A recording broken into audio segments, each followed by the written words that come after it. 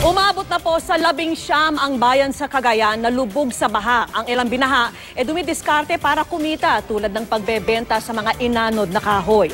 At mula po sa Cagayan, nakatutok live si Rafi Tima. Rafi?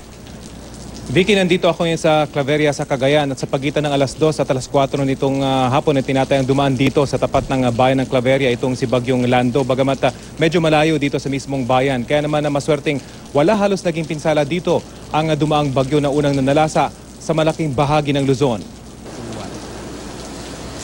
Malakas ang hampas ng alon sa dalampasigan ng Claveria ngayong hapon nang dumaan sa tapat ng bayan ng Bagyong Lando. Pero dahil malaki na ang inihina ng bagyo, bagamat dumaan sa karagatang sakop ng bayan, walang malakas na hangin o ulang naranasan ang mga tiga-Claveria. Laking pasasalamat namin sir sa aming lugar kasi hindi masyadong damaging po yung Typhoon Lando sa amin, kaya maraming salamat po. Mailang magsasakalang umano ang nag-report ng pinsala sa kanilang mga pananim. Gayunpaman, magpapatuloy umano nakaalerto ang mga tiga rito, lalo pat napakabagal ng paglayo ni Bagyong Lando. Sa Tuguegarao City, Cagayan, unti-unti nang bumababa ang baha dahil sa patuloy na pagbaba ng level ng Cagayan River. Ayon sa PDRMO, umabot ng 11.77 meters ang peak level ng ilog bago ito dahan-dahang bumaba.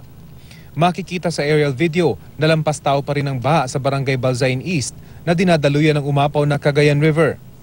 Ang mga bahay ng bungalow, bubong lang ang makikita. Nagkalat din ng debris malapit sa mga bahay.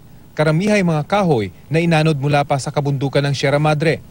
Bagay na pinagkakakitaan ng ilan sa mga apektadong residente. Binibenta ang bulto ng mga driftwood sa halagang 500 piso. Kaya ang ilang residenteng lumikas mula sa mga lumubog na kabahayan, hindi na nagtungo sa evacuation centers. Sa tabing kalsada na lang piniling mag-evacuate. Dito na rin daw nila hihintayin ang paghupa ng baha. Ayon sa PDRMO, posibleng abutin ng 3 araw bago tuluyang humupa ang baha sa Tuguegarao. Umakyat naman sa 19 na bayan ang tinamaan ng matinding pagbaha sa buong Cagayan. 126 na barangay ang apektado. Sa ngayon, Vicky, bagamat humahangin dito sa dalampasigan ng Claveria, hindi ito yung inaasahang malakas na hampas mula sa isang bagyong nagsimula bilang isang super typhoon. Itong tila malakas na ulan sa aking likuran ay ambon lamang, Vicky, na tinatama ng ating malakas na ilaw. Ang binabantayan na lang daw ng mga tiga rito ay kung tuluyan na bang aalis itong si Lando o magpapaulan pa ito sa mga susunod na araw. Yan ang latest mula dito sa bayan ng Claveria sa dulong kanan ng Cagayan. Vicky? Maraming salamat sa iyo, Rafi Tima.